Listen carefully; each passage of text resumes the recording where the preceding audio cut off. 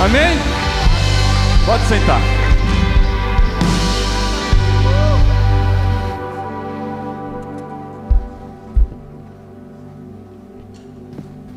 Eu quero dar as boas-vindas aqui para quem nos visita pela primeira vez.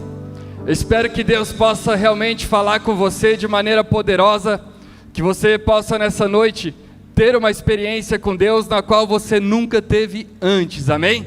E para você que é da casa, que hoje você receba uma porção de graça da parte de Deus, que você receba realmente a palavra rema, a palavra revelada diretamente dos céus para o seu coração. É isso que eu declaro sobre a sua vida nessa noite, amém?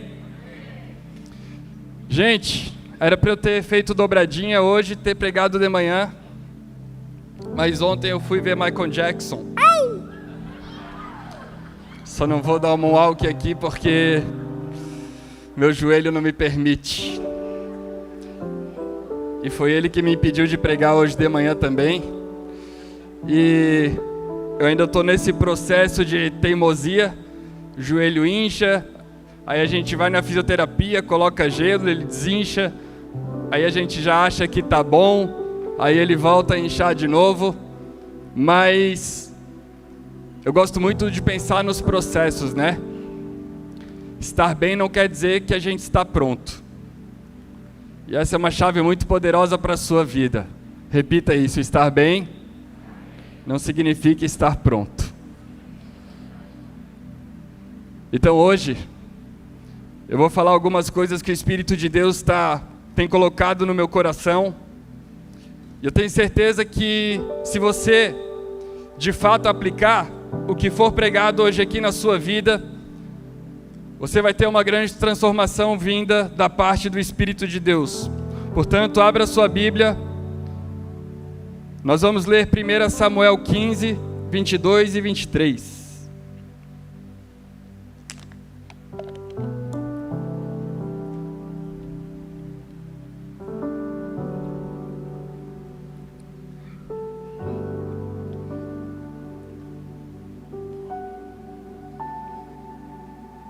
Quem não achou, dá uma misericórdia. Então vou te esperar mais um pouquinho. Tá desviado, hein? O crente tem que abrir a Bíblia rápido. Falta luz? Então acende a luz aí para a leitura da Bíblia.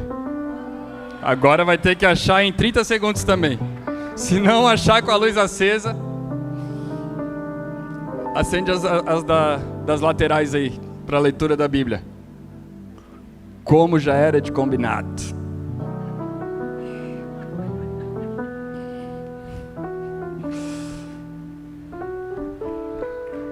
Aê! Pessoal que cantou Cassiane agora agradeceu. Não te julgo porque eu cantei também. Amém? Já tô vendo, não adianta mais eu querer me achar jovem. Tô de oversize, tô de calça bag, não sei o que, mas já tô velho. Samuel, porém, respondeu: acaso tem o Senhor tanto prazer em holocausto e sacrifícios, quanto em que se obedeça a sua palavra? Olha, a obediência é muito melhor do que o sacrifício. Eu vou ler isso aqui de novo. A obediência é melhor do que sacrifício, e a submissão é melhor do que a gordura de carneiros, pois a rebeldia é como o pecado da feitiçaria, e a arrogância como o mal da idolatria. Assim como você rejeitou a palavra do Senhor, Ele o rejeitou como rei. Espírito Santo de Deus, nós te damos graça, meu Pai. E como é bom estar aqui compartilhando da Tua palavra, como é bom estar exatamente no lugar no qual o Senhor nos chamou, e como também é bom fazer parte de uma igreja saudável, Deus, onde a presença do Teu Espírito invade esse lugar agora, e já começa a preparar os corações para a palavra que está vindo. Como é bom sentir a presença do Teu Espírito invadindo esse lugar, e preparando os corações, preparando as mentes, para o novo de Deus que há de vir sobre a vida de muitos. Porque foi isso que Teu Espírito colocou no meu coração, meu Pai, que existe um novo de Deus, que o Senhor quer fazer algo novo na palavra viva. E nós somos gratos a Ti por isso, Deus. O que eu te peço é que Tu não me deixe de fora desse mover. Eu não sei quem está aqui sentado, não sei o que essa pessoa pensa no coração dela, mas eu não quero ficar de fora desse mover, Pai.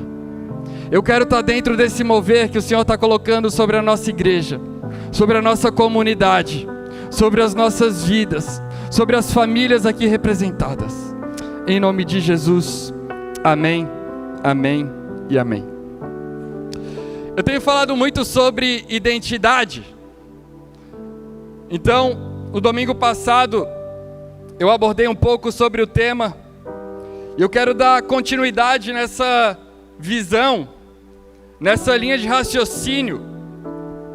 Uma das coisas que se refere ao crente, quando nós falamos de identidade, é que nós somos reis e sacerdotes. Quantos já ouviram falar sobre isso? Nós somos, isso a Bíblia fala, como reis e sacerdotes. O que antes no Antigo Testamento eram funções separadas, agora em Cristo, diga em Cristo, nós somos feitos reis e sacerdotes. Mas o problema é que muitos interpretam esse texto de uma maneira errada. Porque ser rei e sacerdote não é uma espécie de status espiritual que você usa para diminuir as pessoas ou para estar acima das pessoas. Na Bíblia, reis e sacerdotes eram representantes. Entenda uma coisa, no Antigo Testamento, quando nós lemos as histórias, o rei ele representava o coração de Deus ao povo, enquanto o sacerdote representava o povo diante de Deus. Então o rei conduzia o povo segundo o coração de Deus, e o sacerdote ia diante do Pai, ia diante de Deus, para apresentar os sacrifícios, para que o povo fosse perdoado. Então veja bem, eu quero partir dessa ideia. Diga, ser rei e sacerdote é uma posição de responsabilidade, não de autopromoção.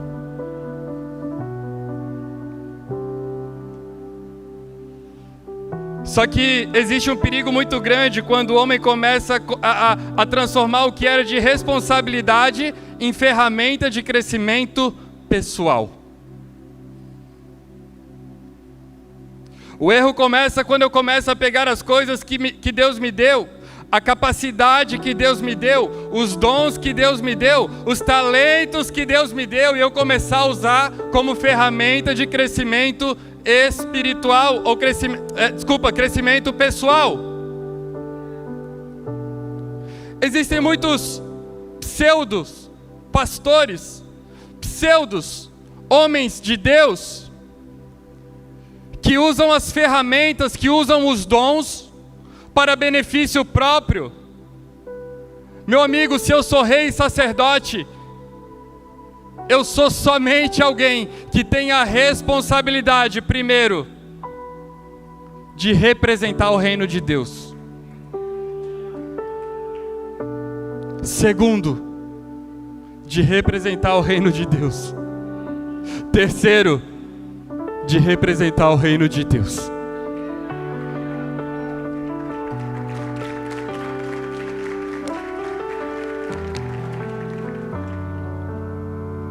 E Saul é exatamente o retrato disso. O homem que recebeu de Deus a unção, o homem que recebe de Deus a direção, o homem que recebe de Deus a autoridade, o homem que recebe de Deus propósito. Agora ele se pega num episódio que é exatamente o contrário, porque o trono começa a subir no coração dele como um ídolo. Agora, aquele lugar do trono, que era um lugar de representar a Deus, Agora todo aquele dom que foi dado a ele como rei sobre aquela nação, deixa de ter aquela responsabilidade, aquele apego, aquela proximidade com Deus, de ser porta-voz de Deus para um povo, e começa a ser ferramenta de benefício próprio.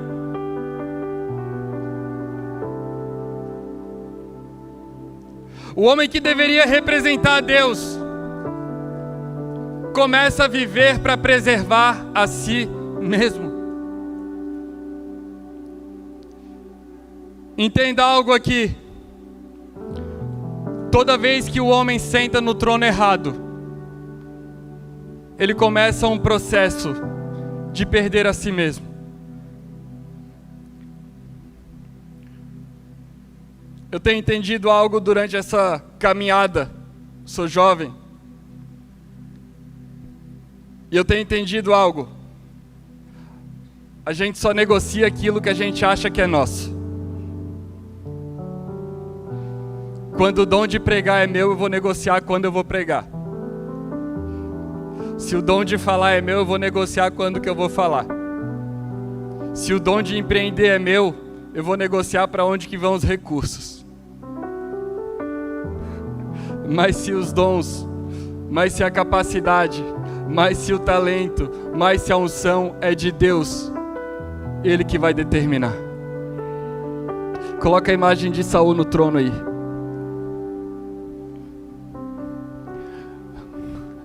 Aí eu olho para essa imagem e eu me vejo rei e sacerdote. É claro que isso é uma representação do Novo Testamento. Aqui ele era só rei. Mas eu olho para Saul sendo um rei. E eu penso, que posição privilegiada. Eu olho que tem todo um templo. Eu vejo que tem soldados à disposição.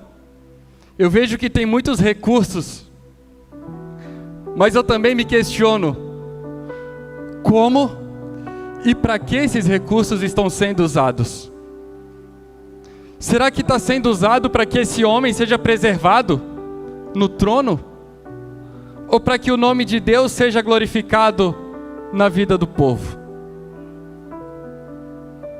Será que esse dom, o talento e tudo que tem aqui é para preservar essa imagem aqui frisada?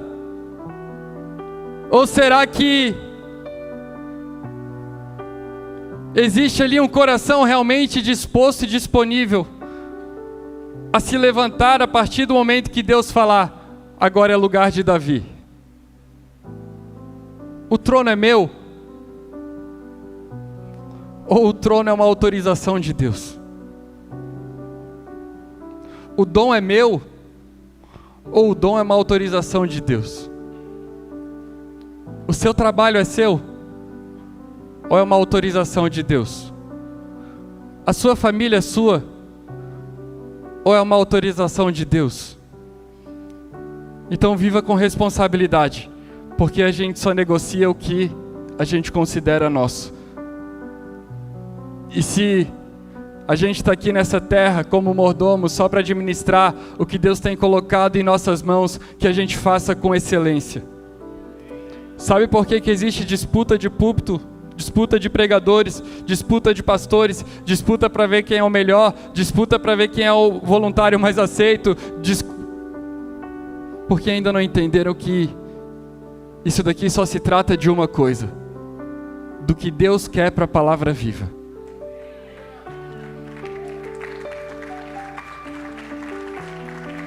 Mas isso daqui também é sobre você. Você só tem negociado os seus princípios. Você só tem deixado de ser fiel. Você tem sido desobediente, porque tudo que você tem, você considera seu. Você vem na igreja e você canta: tudo entregarei, tudo é teu, é Ele, por Ele que eu estou. E na segunda, tudo volta a ser seu. Não adianta a gente acordar na segunda-feira e cantar: que sejas meu universo,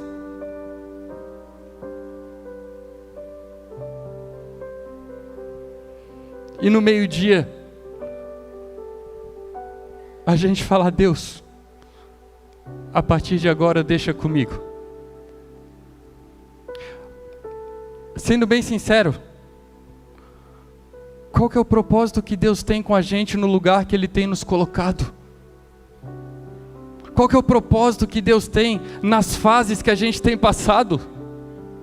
Por que que Deus tem permitido talvez uma fase de choro, de tristeza, de angústia?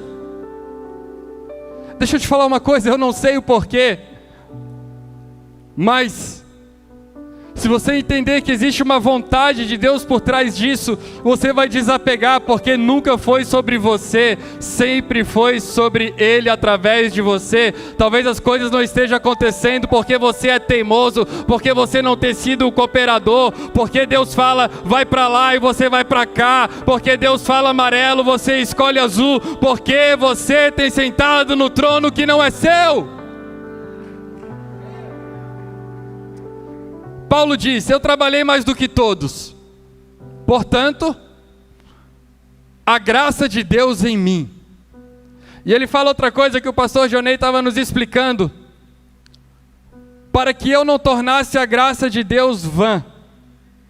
Então você não recebe uma graça para que ela se torne vã na sua vida.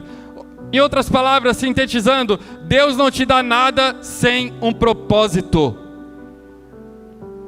Deus não levanta homens sem propósito.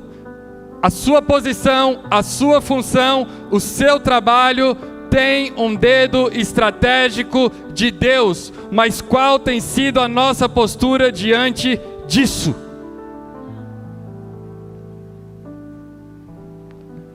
Aí muda a imagem.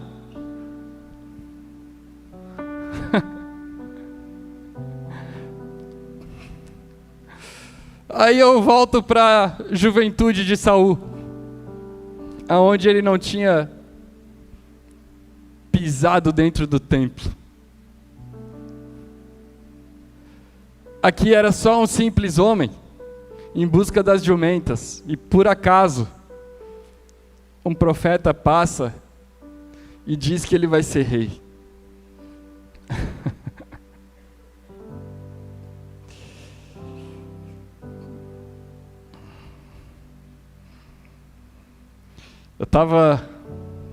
Eu faço essa reflexão sempre de Waze Gospel. Eu chamo de Waze Gospel. Eu sempre sento para recalcular a rota com Deus. Quando as coisas estão acontecendo, eu sento e faço essa oração de recalcular a rota. Aí quando eu estava preparando essa mensagem, eu pedi para a inteligência artificial gerar essas duas imagens. Mas, que engraçado esse olhar, né?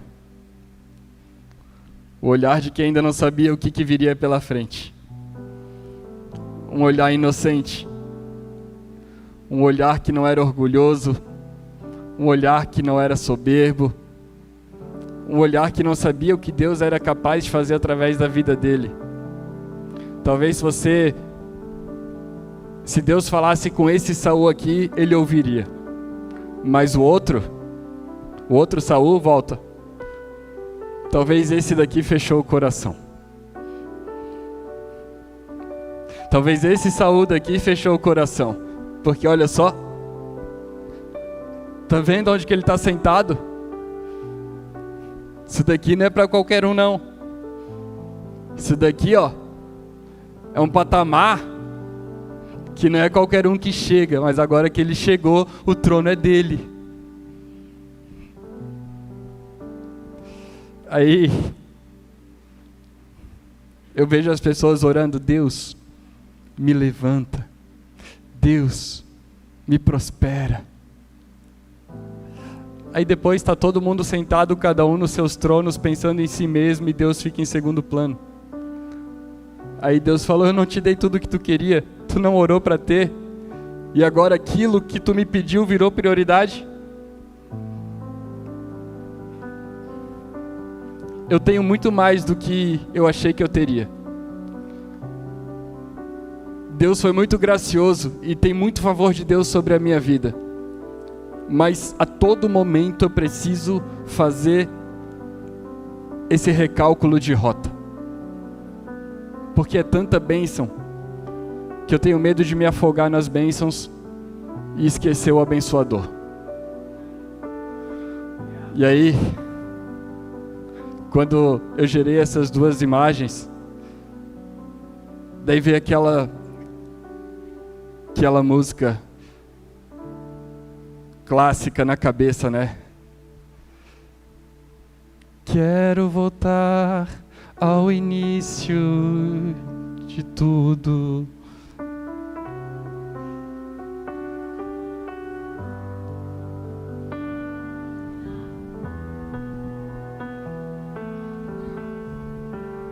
E valores.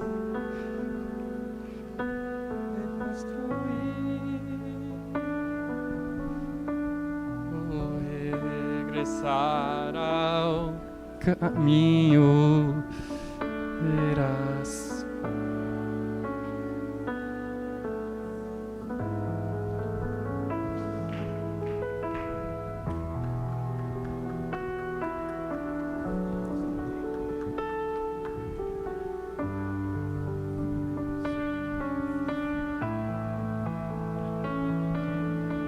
Quero voltar ao primeiro amor, ao primeiro amor, eu quero voltar.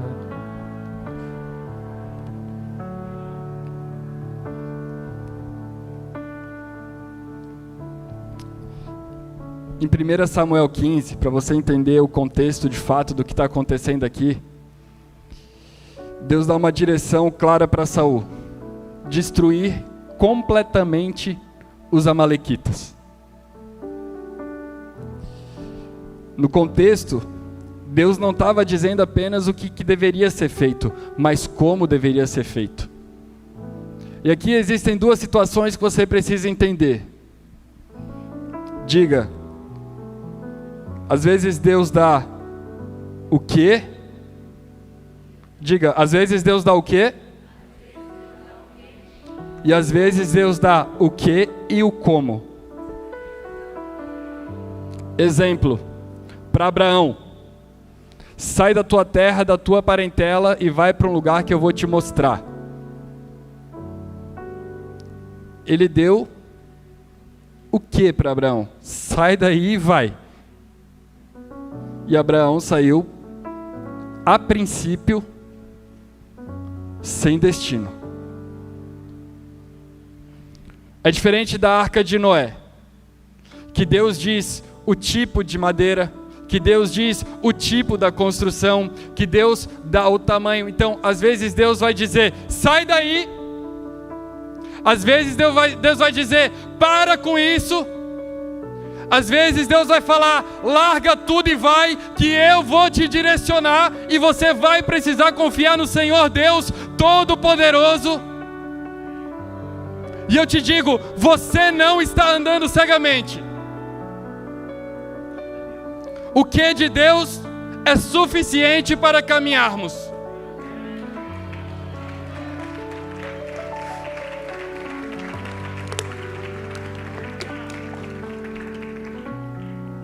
Mas às vezes Deus dá o quê? E Deus também dá o como Ele quer que seja feito. E o problema aqui é que nós somos desobedientes. Porque o problema aqui de Saul não foi simplesmente deixar de obedecer uma parte da ordem. O problema é que Saul, ele queria editar o como de Deus. O problema aqui de Saul é que Deus disse, vai exatamente por esse caminho. E Saul disse, eu não preciso ir exatamente por esse caminho. Eu sou rei, eu tenho um trono, eu sei o que eu estou fazendo. E esse é o nosso maior problema, achar que a gente sabe o que está fazendo.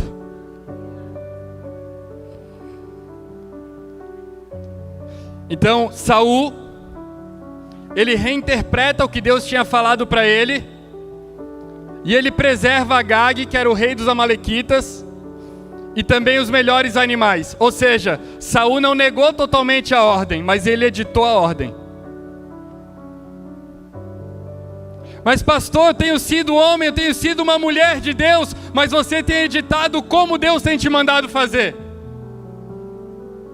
Porque você tem medo de perder o trono, porque você tem medo de perder a aparência, porque você tem medo do julgamento dos outros. Aí a gente edita o como de Deus. Mas Deus, vão achar que eu perdi o poder. Deus, eu quero te dizer algo aqui muito importante. O problema aqui é que Saul queria manter uma aparência espiritual, mas ele não queria abrir mão do controle.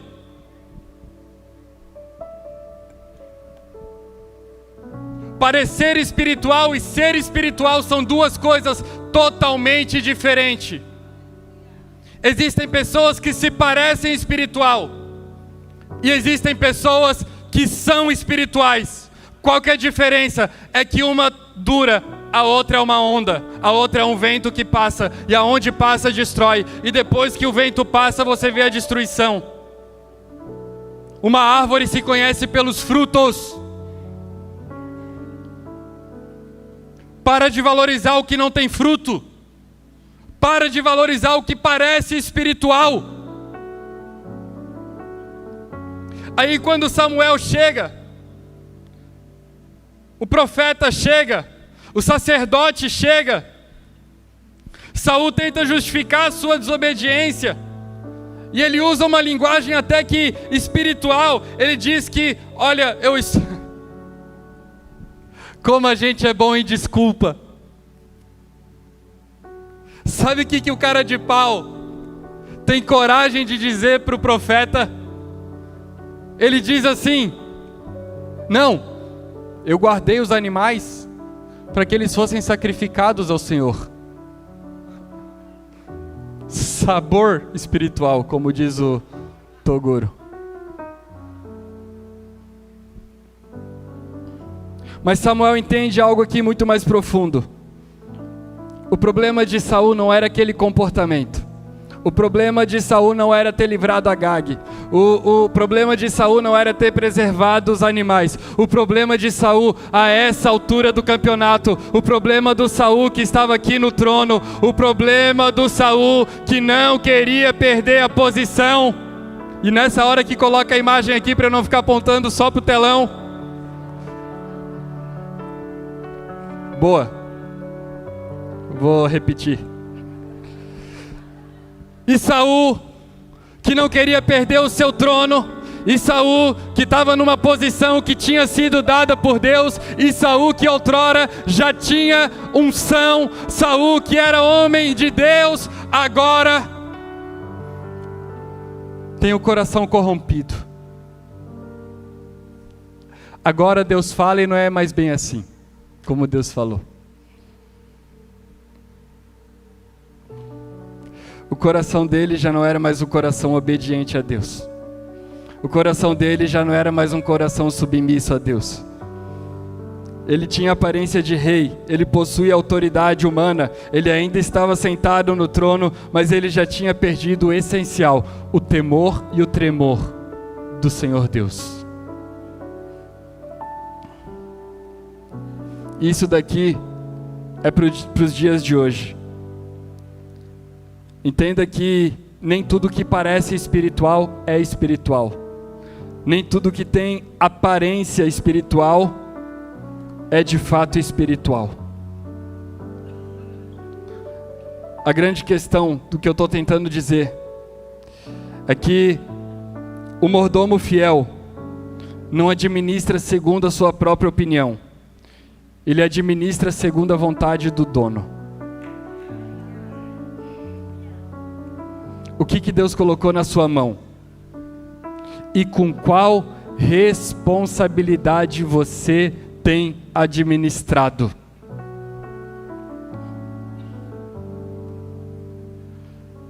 Saul Quando Saul reinava, estava nesse trono há 10 anos, Davi estava nascendo.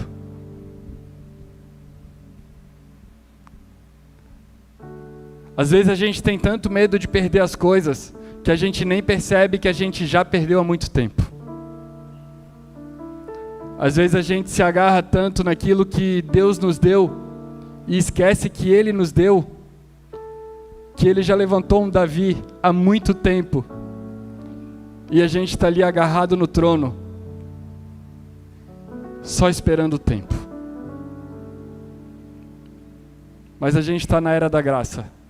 A Bíblia diz que as misericórdias do Senhor se renovam a cada manhã.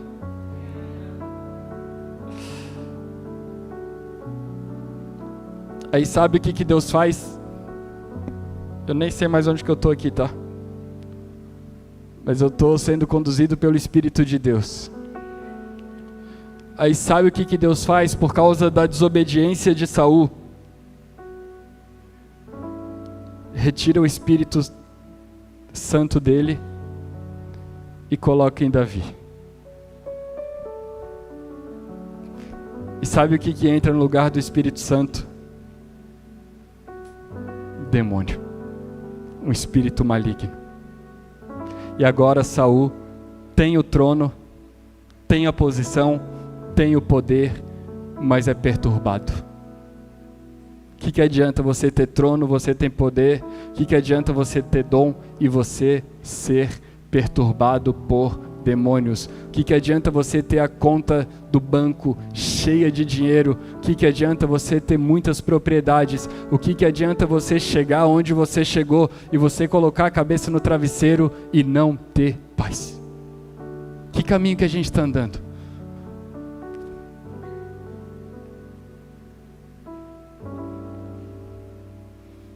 Entenda uma coisa aqui. O homem ele começa a cair quando ele se sente o dono. Saul recebeu uma posição, mas começou a agir como proprietário daquilo que era mordomia. Diga essa palavra tão linda, mordomia. Ai, que coisa linda. Que privilégio é ser mordomo de um rei tão bom. Entenda uma coisa: mordomos obedecem, donos negociam. Repita isso: mordomos obedecem, donos negociam. Fala assim: eu obedeço, Deus negocia.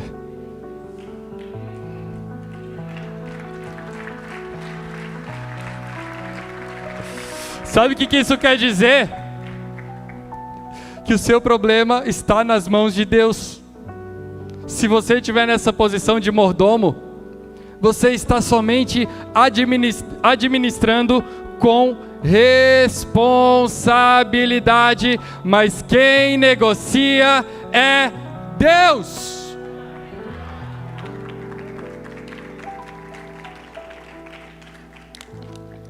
Agora, a Bíblia diz que nós somos comprados por um preço. Ou seja, o dom não pertence a nós mesmos, o chamado não pertence a nós mesmos, a nossa vida não pertence a nós mesmos. Tudo que nós temos, o ar que nós respiramos, o bom dia que a gente dá para nossa esposa, para o seu marido talvez, é tudo dele. É tudo permissão dele. É tudo bondade de Deus, é tudo graça de Deus, é tudo favor de Deus. Eu estava com meu pai na UTI há semanas atrás, e ele estava com aquele cano no nariz de oxigênio, e ele falava: eu não aguento mais estar cheio de fio, filho. Eu falei: tenta tirar, pai, um pouquinho, para ver se consegue respirar. Aí ele tirou, como ele tinha feito uma cirurgia na pleura. Ele puxava e o ar não vinha. Eu falei: é melhor colocar. Aí eu falei para ele assim: velho, quanto custa uma puxada de ar. Agora custa tudo porque a gente está aqui. Mas quantas vezes a gente teve ar puro lá fora? E uma notícia ruim, que não afeta em nada na nossa relação com Deus, estragou tudo. Uma comparação, um olhar, uma notícia. Faz assim, ó. Ah, você não sabe o valor que isso tem. Aí eu te digo,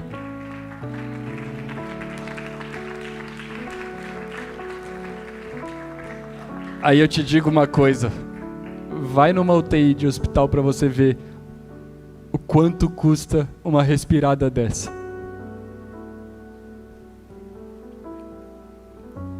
E isso só é possível porque nós somos mordomos que fomos comprados por preço de sangue, que recebemos dádivas, que recebemos acesso ao templo, que recebemos acesso ao trono, mas a gente está só administrando, isso daqui não é nosso. Tudo pertence a Ele. E agora o que eu tenho que pensar nessa posição? Como eu agrado o dono? O que você tem feito tem agradado o dono? A forma como você tem vivido é como mordomo ou como dono? Amigo, deixa eu te falar uma coisa.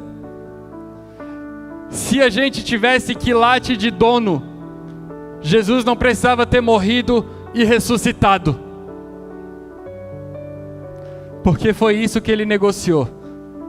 O pecado. Ele morreu em nosso lugar e ressuscitou para que nele nos tornássemos justiça de Deus. O preço é alto, a gente não consegue negociar, mas Ele venceu, Ele pagou.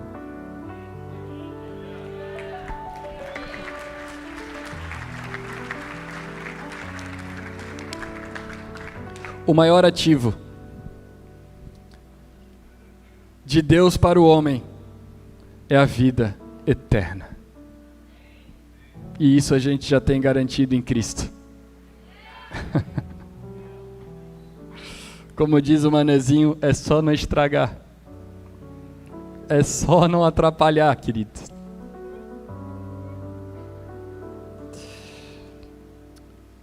Um dos problemas que eu vejo aqui de Saul é o seguinte. Você está aqui comigo? Então dá uma glória a Deus bem alto aí. Então tá. Mas olha só. Um dos problemas aqui de Saul é porque ele tinha um vazio interno. E sempre quando você tem um vazio interno, você é liderado por algo externo. Sempre quando o homem tem um vazio, ele quer buscar algo externo. No caso de Saul, era a aprovação do povo, era a aparência de rei, era a reputação, era a necessidade de aceitação. E talvez esse seja o retrato de muitas pessoas, sabe? Talvez você se sente vazio, porque tudo que dá sentido na sua vida vem de fora. Então, se você está numa decadência financeira, você se sente vazio. Então, se você está num período difícil da sua vida, você se sente vazio. Existe uma diferença grande entre desejo e propósito. E eu escrevi isso daqui. Desejo é quando algo externo tenta preencher uma ausência interna. Propósito é quando nós temos algo tão poderoso dentro de nós que transborda de dentro para fora. Em Cristo eu não parto de uma posição aonde eu estou querendo achar alguma coisa. Pastor, qual que é o emprego que vai dar propósito na minha vida? Amigo ou amiga também, propósito vem de dentro.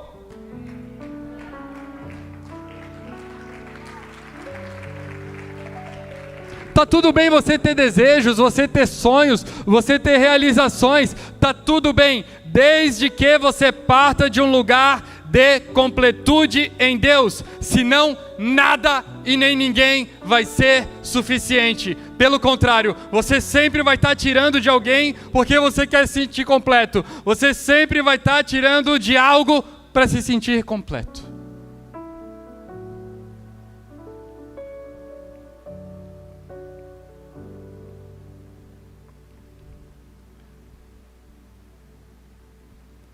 Mas o Evangelho nos devolve propósito, porque ele devolve o centro. Agora veja aqui a diferença que eu quero que você entenda. Saul precisava da posição para sustentar a identidade.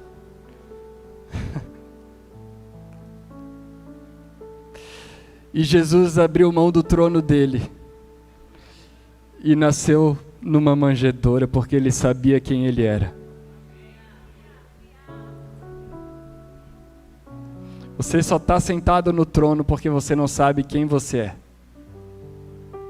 Você só não larga a sua posição, a sua postura, porque você já perdeu há muito tempo a sua identidade em Deus. Filipenses 2,7 diz: mas esvaziou-se a si mesmo, vindo a ser servo, tornando-se semelhante aos homens.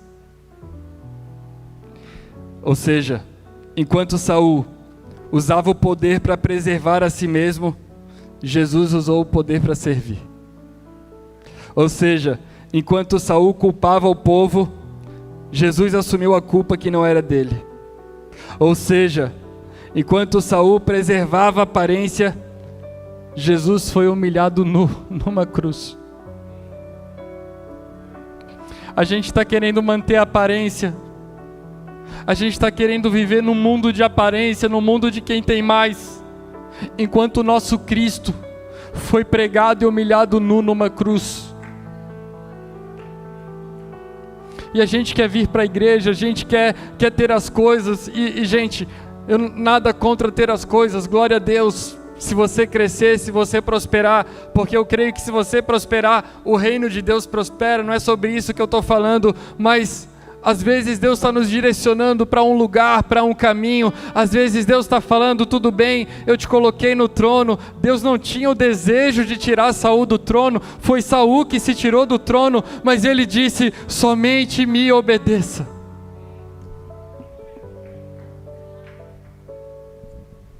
E a obediência no reino de Deus não é negociável. E a obediência na vida do cristão não é negociável. E os princípios de quem nasceu de novo não é negociável. A gente precisa ter uma vida reta em Cristo. A gente precisa parar de querer manter a aparência. A gente precisa assumir a realidade de onde nós estamos e quem nós somos e prosseguir para o alvo que é Cristo e ter uma caminhada reta e ter uma caminhada santa.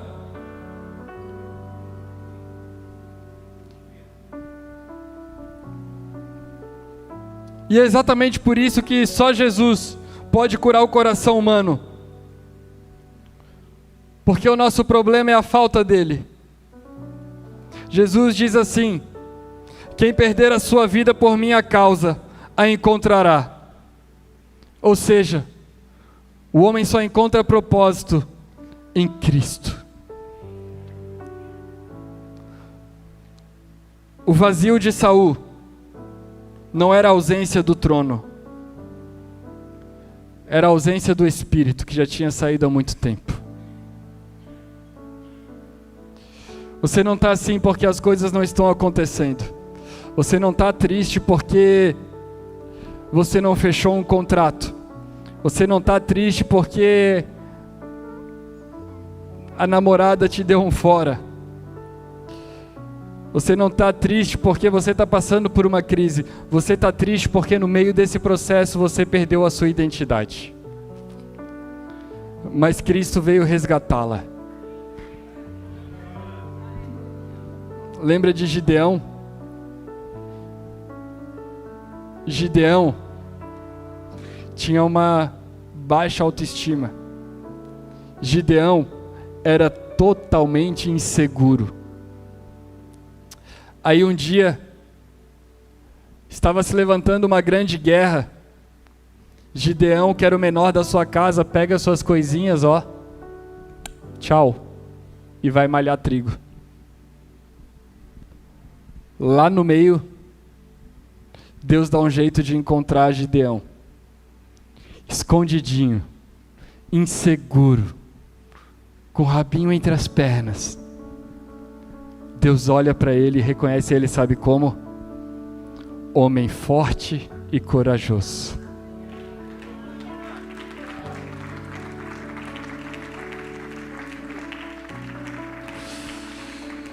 Sabe que esse mesmo Deus diz para o profeta Samuel, quando está na casa de Davi, ele era tão importante na sua família, que quando o profeta Samuel vai na casa de Jessé para ungí-lo rei, ele não é nem lembrado pelo pai. A ponto do profeta precisar dizer assim: tu não tem mais ninguém? Ah, é. Tem um que está lá. Mas olha, eu vou chamar por educação.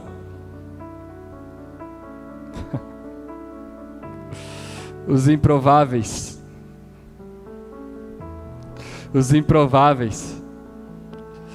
Às vezes você é o improvável, você se acha o improvável. Você acha que Deus nunca vai te usar, você acha que não é para você, talvez você esteja numa fase ruim, talvez você tenha sido derrotado, talvez o diabo te deu uma rasteira, te pisou, te humilhou, e você está num lugar onde agora você não tem mais saída, que você acha que você não tem mais perspectiva, agora você está como Gideão, malhando os trigos, agora você está como Davi, rejeitado. Aí Deus fala para Samuel, porque até o profeta discute com Deus.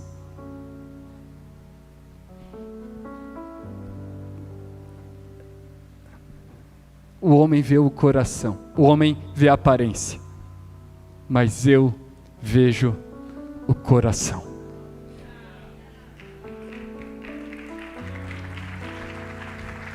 Posso te falar uma coisa? Deus conhece o seu coração, e no seu coração existe o sacrifício de Jesus.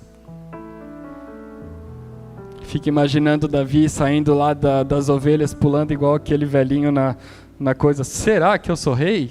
Vocês estão falando por aí que eu vou ser rei?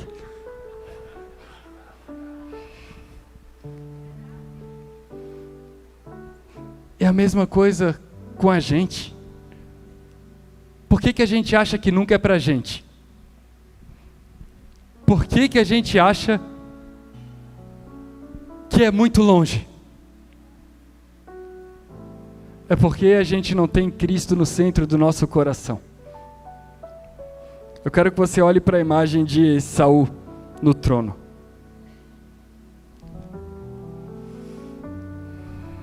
Pode ser que você tenha chegado nesse estágio, a ponto de quase perder tudo. Diga, quase perder tudo. Mas hoje Deus está te permitindo, e essa é a palavra que Deus colocou no meu coração hoje: volta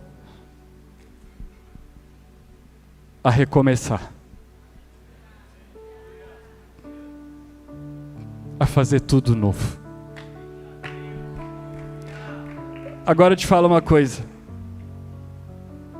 Saul foi rejeitado pelos erros dele? Sim ou não? Não. Porque como Saul errou, Davi também errou. Mas qual que é a diferença? Arrependimento. Saul deu desculpa, botou a culpa no povo, e Davi se arrependeu. O que faz você se recomeçar? O que faz você ter a chance e a oportunidade de recomeçar? O arrependimento. A ponto dele ter feito o que ele fez e ser considerado biblicamente o homem segundo o coração de Deus. Porque ele sempre soube que aquilo ali era um lugar de responsabilidade.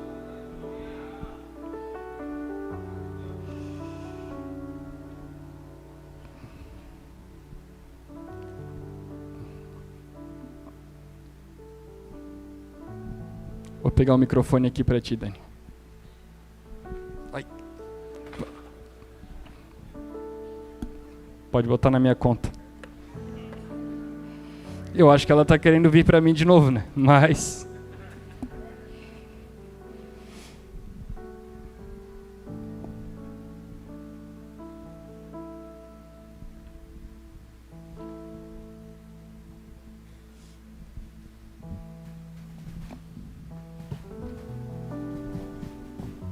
Pode ficar sentado. Vou sentar aqui também. Calma que eu pulei com a direita. Calma que o pistol no CrossFit aqui ainda tem. Mas Deus está te dando uma segunda chance hoje. A gente vai fazer assim, ó. Nesse momento de intimidade, você vai baixar sua cabeça, sem banda, sem muito agito. E você vai voltar ao início de tudo. Você vai dizer: quero voltar ao início de tudo, encontrar-me contigo, Senhor. Você que está em casa, faça a mesma coisa. Quero rever meus conceitos. O Espírito Santo de Deus vai começar a invadir o seu coração com uma presença tão maravilhosa, com uma paz que você não sente há tanto tempo. Vou regressar ao caminho, vou ver as primeiras obras, Senhor. Eu me arrependo, Senhor, me arrependo, Senhor, me arrependo, Senhor. Eu quero voltar ao primeiro amor, ao primeiro amor. Eu quero voltar a Deus.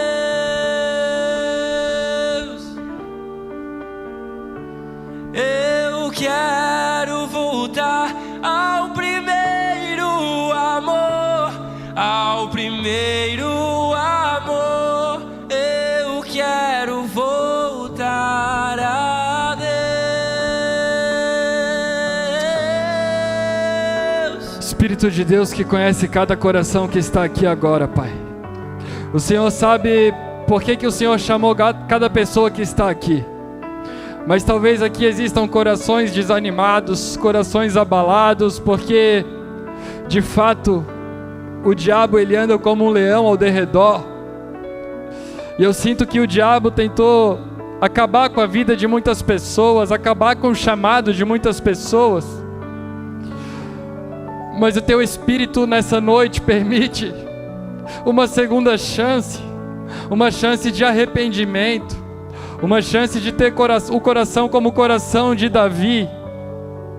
Nós rejeitamos todo espírito de rebeldia como foi de Saul, que o profeta disse que o pecado da rebeldia era pior do que o pecado da feitiçaria. Nós te pedimos, Pai, não deixa a gente ter um coração duro diante de Ti, Deus. Nós queremos te pedir como Davi, que o Senhor não afaste o Espírito de nós, que a gente não perca o Teu Espírito Santo, que a gente não venha perder a comunhão com quem Tu és, Jesus, que a nossa identidade não venha estar em coisas, em status, em relevância social, mas que a nossa verdadeira identidade venha estar em Ti, meu Pai. Nós somos o que Tu diz que nós somos, Deus. Nós somos o que Tu diz que nós somos, Deus. Nós somos o que Tu diz que nós somos, Pai.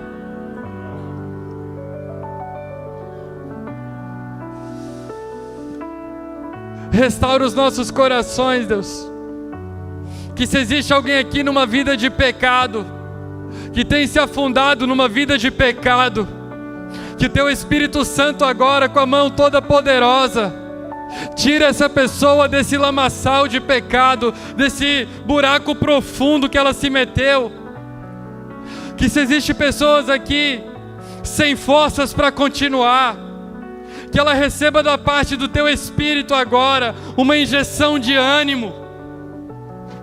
que ela se sinta restaurada por Deus, que ela se sinta renovada pelo Espírito de Deus. Eu quero orar como profeta aqui nessa casa, sobre cada vida aqui presente nesse lugar, dizer que diabo, tu não tem poder de tocar nos filhos de Deus, que se existe alguma brecha aqui que foi dada, que se existe algum espaço aqui que foi dado para o diabo agir, pelo Espírito de Deus, nós declaramos que está curado, está revertido, está refeito agora pelo sangue de Jesus. Fortalece os teus filhos com teu Espírito, meu Pai. Assim como Davi se tornou maior do que Golias, que ele se torne maior do que os gigantes que o cercam agora. Que ele se torne como uma pedra, se sentindo menor, sendo rejeitado, maior do que o pecado que tem assombrado, maior do que os pensamentos que tem assombrado.